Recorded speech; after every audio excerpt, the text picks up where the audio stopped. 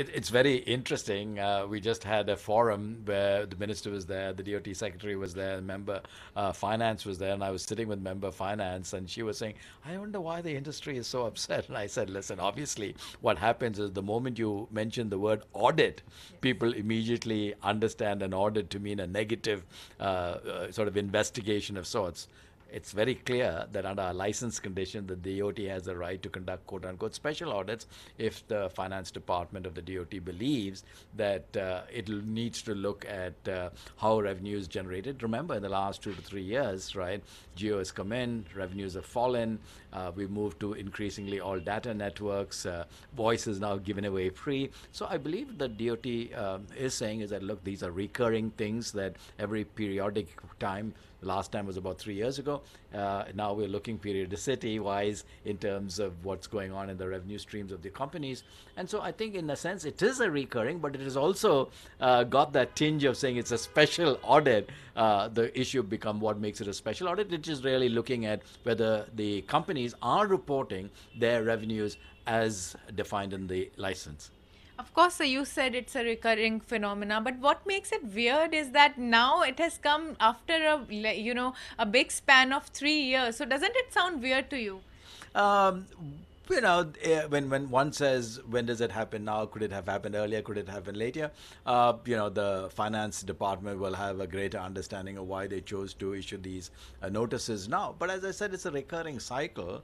The real question is there a better way to address the concerns of both the industry and the DOT? Because these types of audits, when they happen, take an enormous amount of resources, time, defocuses us from what we should be doing, and sometimes, as is the case here, it's 3 years old. So retrieving CDRs, putting them online, responding to queries, all becomes a significant resource issue, which we can ill afford at this time. And then what happens is that when the findings come, every auditor believes that unless they have some findings, they haven't done their job. So there's always some observations, innocuous as it might. We have to respond, and then we disagree, and then it gets into the court system. The whole AGR issue is in the courts in multiple forums. And I'm saying is that there's got to be a better way of addressing and solving the issue, and we need to look at those as we go forward.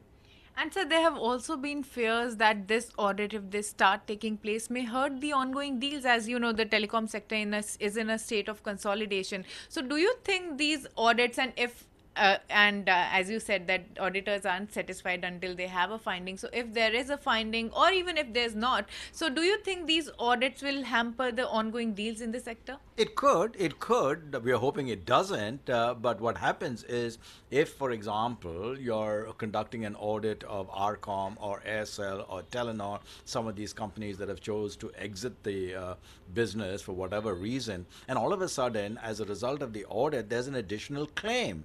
All right. Obviously, the DOT then is going to say, well, how are you going to satisfy this additional claim? Give me a bank guarantee. Give me some type of guarantee. Yes, those could come up, as we saw recently, how some of these requests from the DOT have put a break in terms of some of these deals going through. So yes, it could be a hamper, and so this is why the industry is saying is that there's got to be a better way of addressing it, instead of waiting for 3 years and having this big lump sum amount and then having to go to the courts or TDSAT or otherwise.